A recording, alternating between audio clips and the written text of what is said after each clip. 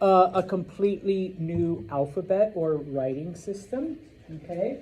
Not as if you were learning like Chinese or even like an Eastern European language like Russian or something. We use the same Latin writing system that you all do in English. So you don't have to learn a new alphabet, okay? Except that the Spanish alphabet has 27 letters in it, okay? How many are in the English alphabet? 26. 26, okay? We have one extra. You guys are like, shit, really? Yes, 26 letters, people. All right, you education majors better get that down. I'm going to be an elementary teacher. Yeah, poor kids. Mom, you know, Miss Jenna says there's 29 letters. Yeah, Miss Jenna's going to get fired. All right, no. Does anyone know what our extra letter is in Espanol? No. David? The ñ. Now, please do not call it an N with a squiggly line, even though that's literally what it is. All right? But yes, it's called an ñ. That is our extra letter. In Spanish, it is considered a completely different letter. Okay? Clase, please repeat. Ña. Ña. Ña. It's just funny. That's how I get my entertainment. All right? That's the sound that it makes. Okay? It makes the sound ña. All right? Now, moving on. Okay? The other reason why it's a good thing you're studying Espanol and not like Chinese or Russian or something like that is that for the most part, the letters are actually pronounced the same, or at least very similarly. Some of you might be like, no, it isn't, Santa. No, really, it is. What sound does this letter make in English, en inglés? Put your two lips together and push, all right? Guess what sound it makes in Spanish? Like mucho or muchas gracias or mamá, okay? You just put your two lips together and all right? What sound does that make in inglés? Santos. Okay, that's my name. It's a Spanish name. All right, so same sound. All right, you are literally doing nothing different from what you already do in English. What sound does this make in English? All right, I know it's weird. Take the tip of your tongue, place it in the area behind your gums, where your gums meet your teeth, and then push. Guess what sound it makes in Espanol? Same sound. All right, last one. I'm not going to go through all like 27. In English, top teeth, bottom lip, push. That's the exact same sound that it makes in Spanish. All right? Like seriously, you guys are like halfway fluent already. All right? Now, of course, there are some differences. Otherwise, this wouldn't be a separate class. Okay? And we'll get to that in un momento. But first, if you look on page 16, you have the alphabet. Okay? Now, the reason why I gave you that other sheet, that's actually from a different book I have, is because it also gives you examples of how you would sound it. And so, literally, it tells you, okay, the letter K in Spanish is like the letter K in English, K, all right? The letter M in Spanish sounds like the English M, okay? You know, so a lot of them do have a very similar sound, okay? Número uno. Número dos.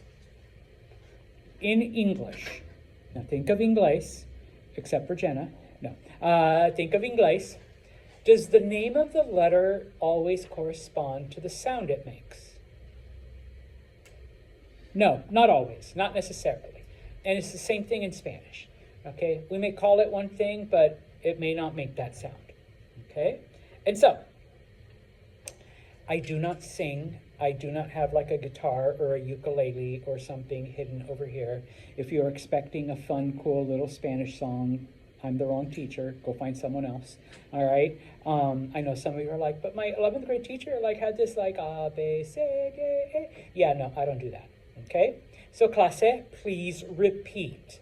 A, B, C, D, E, F, G, H, I, J, K, L, M, N, sorry. Ñ, O, P, Q, R, S, T, U, V, W, X, Y, Z.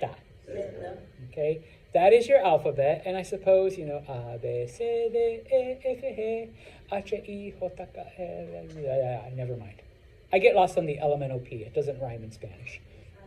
David.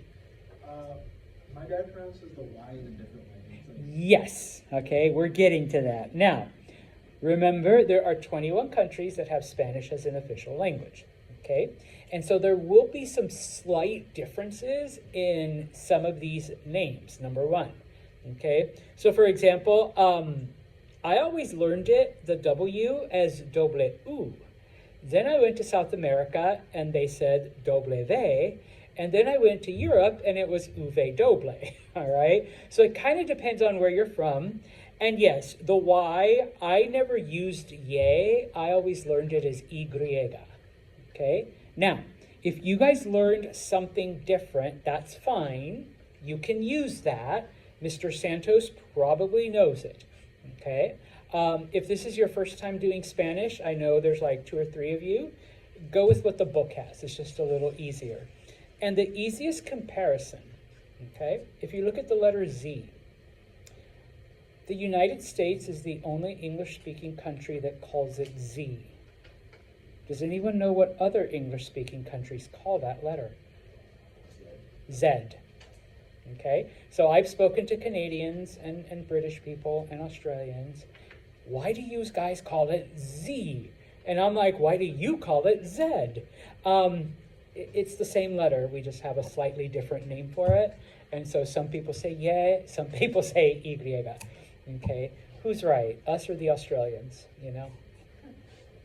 You guys are like, America, we're right. I don't know, the Australians and the South Africans might disagree with you, type of thing. So yeah, okay. I've had Canadian students and they're like, seriously, why do you guys call it, it's Z? And I'm just like, go back to Canada, all right? Yeah, we don't want you south of the border here. So yeah. Now, when I asked about the extra letter, one of you said the double L and a couple others. Those used to be considered separate letters, but in order to streamline Spanish, to make it easier, especially now with technology devices, to try to keep things like all like simple, the double L is now just alphabetized with the regular L's and things like that. Okay, the only one that really we can't squeeze anywhere else is the ñ. Okay, so yeah, I think we'll always have 27 letters. Okay, like I said, this shows you how to pronounce them. Okay, but you have the letters right there. Okay, now. Okay, Mr. Santos, so thank you for that. Then let's focus on the parts of Spanish that are different. So, if you look at the next page, okay, page 17. Page 17, okay, it gives you then some of those differences. I am giving you, this sheet basically has the same thing, except it has more examples, okay? So,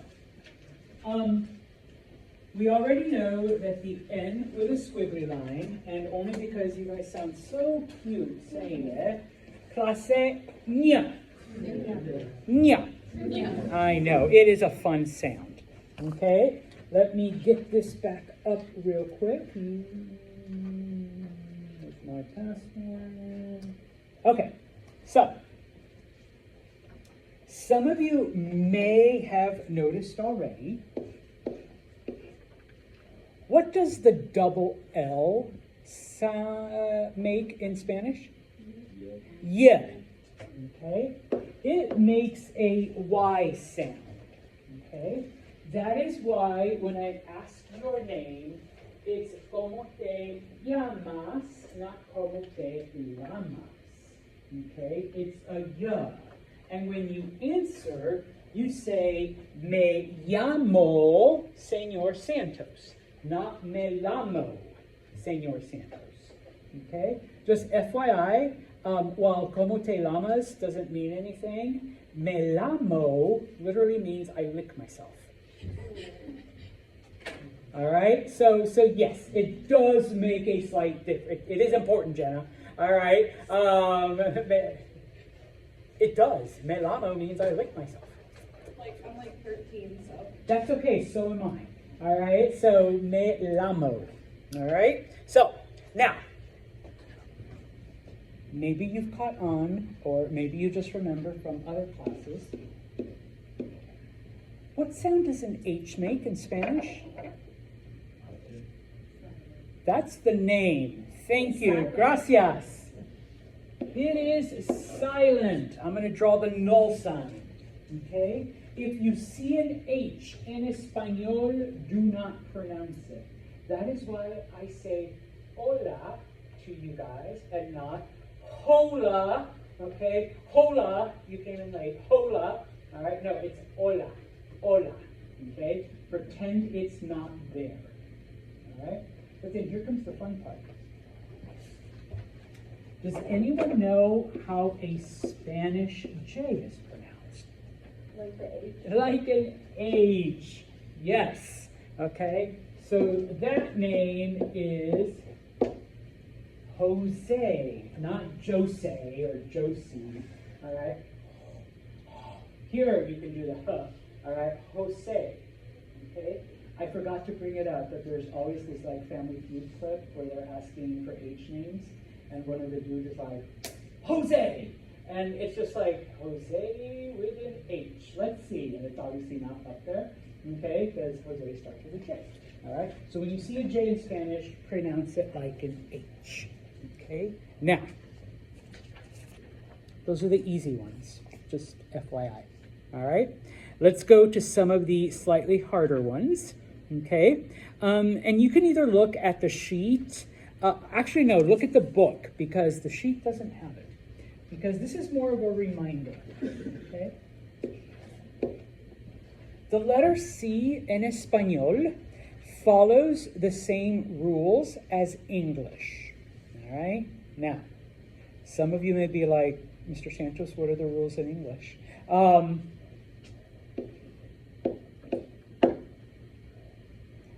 If you have the letter C before an E or an I, it is pronounced what we call a soft C, or S. So for example, this is English. What is that word? Certain. It's not curtain, all right? It's certain, okay? In Spanish, it's the same thing.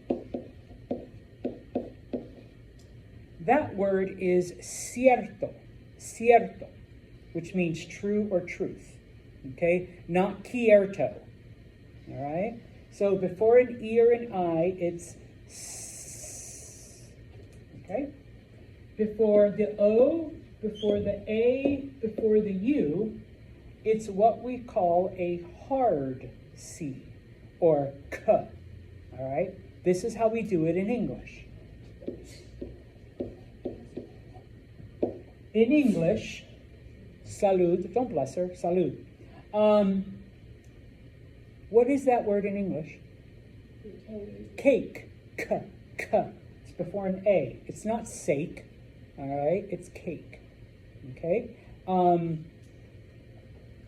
only one I can think of is the name. In Spanish, it's the same thing. That's Carlos, not Sarlos. Okay, Carlos. All right. So it's the same rules. All right? If you forgot your English rules, then here it is. Okay? Now, the letter G. The letter G is another one that kind of follows that same pattern. Before an E or an I in Spanish, the letter G sounds like an English H. Okay? So, do they give you an example? Yes, they do.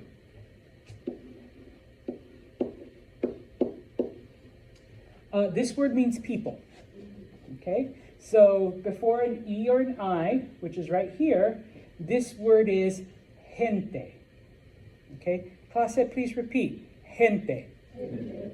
Yeah, it's not genti or gente. All right? Gente. All right? Like an H. All right? If it's before an A, an O, or a U, okay, it is literally the same G that you and I use. G, G, G. All right? So, the name of this country is what? Guatemala. G, Guatemala. Not Guatemala.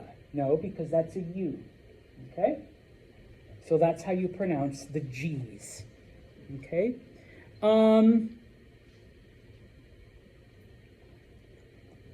Preguntas there. Oh, I have time for the fun one. What do I mean by the fun one? All right. Now the letter R, I know some of you are already scared. Harrison's laughing. All right. The letter R in Spanish actually has a couple different pronunciations. All right. Número uno. If it is the letter R is in the middle of a word and there's only one of them. Okay. Clase, please repeat. Pero. Pero. It's actually not bad. All right. Muy bien. What happens, and for some English speakers, is because in English, when you say the letter R, your tongue literally does nothing. It just sits at the very bottom of your mouth. Like, really? Robert? Ready? All right? Your tongue just lies flat. But in Spanish, your tongue gets a workout. For reals, when you do the R's. When it's just one R in the middle of a word, okay, got a picture. Learned this from a speech therapist and from some of my classes. The tip of your tongue goes up, touches the top of your mouth, and then sits back down. Okay? And if you can't picture that, then clase, por favor, please repeat. Butter. Butter. Butter. Okay? The double T in butter, tip of your tongue, touches the top of your mouth, and then sits back down. It's literally the same motion as that R in better. Okay? So if you can say butter, you can say better correctly. All right? So, and this is the trick I learned from a speech therapist. Clase, butter. Pero. Butter. Better. That was actually better than the first time. Even though a lot of you did good, like just because you're making literally the same motion with your mouth. Okay? Now, that's the easy one.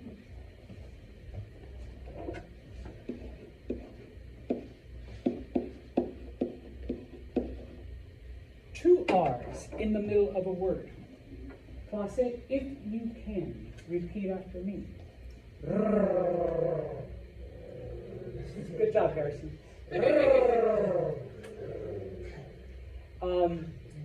Stick your tongue forward a little bit and then just flap it as fast and as loud as you can. All right? Now, the technical term, if you go into languages and linguistics, it's called a trill. All right? It's basically what you're doing with your tongue. Those of you who are Russian, I know Russian has a similar sound. All right? Okay? So that word, clase, if you can repeat it, perro. Perro. Unfortunately, there's no fun trick that I can teach you. Like, oh, just say, like, bottom. No, I can't. Okay? You can either do it or you can't.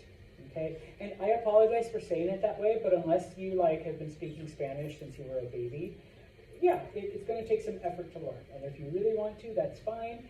And if you can't, this is the one pronunciation that I will forgive you know, and if you say pero, I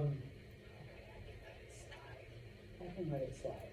But if you say cola or me llamo Santos, yeah, no, there you're losing points because you don't lick yourself and it's not la, okay? There's no hose here, all right? So no, you're not going to do that, okay? Now, it's kind of important to at least try because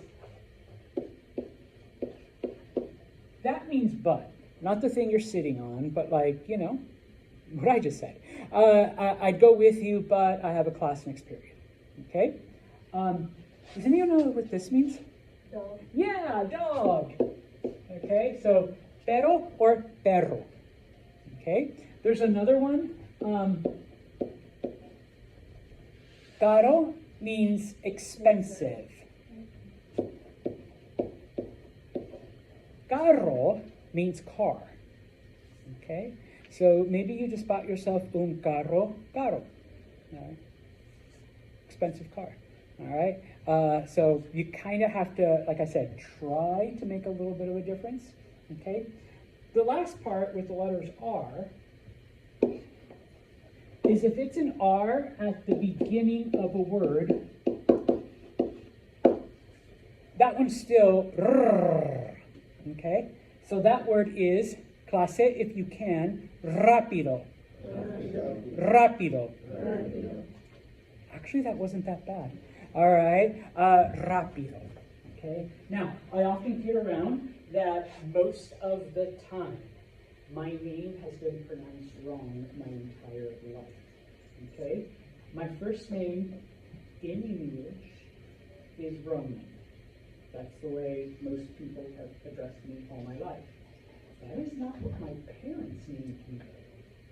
What do you think my parents named me? Ah, yes. All right. Harrison and David. Roman. Okay. That is what they named me. All right. But that's okay for English speakers. Well, you guys can't call me Roman. But my friends call me Roman. Okay. Okay. Okay. So, yeah. Okay. Now, if you look then at the... No, actually, we're not going to stop here, but if you go back to the previous page, okay? One of the reasons why I have you learn the alphabet, okay, and the pronunciations, and we'll finish with this, I want you to share your name with your partner, pick a partner, so me llamo Santos, and then I would like you to spell it. Because, trust me, your English names, Cheyenne, are kind of weird in Spanish, all right? We don't have Cheyenne in Spanish, okay? Gabriela, where are you? Yeah, that's a Spanish name, for safe, okay? So Santos, S-A-N-T-O-S, Santos. Cheyenne, C-H-E-Y-E-N-N-E. Yeah, sorry. If you go by Shy, you can go with that. But, you know, oh, Brady. Dear God, there is no radio or anything. So, V-R-A-D-Y. Okay? So, por favor, figure out how to spell your name in Espanol. I guess Nick and then he said, boom, if you go by name. Or Nicole, go longer, okay? And then share with your partner, por favor, your name and spell it out. And yeah, this is actually going to be one of your speaking things that you have to do. You'll have to spell out your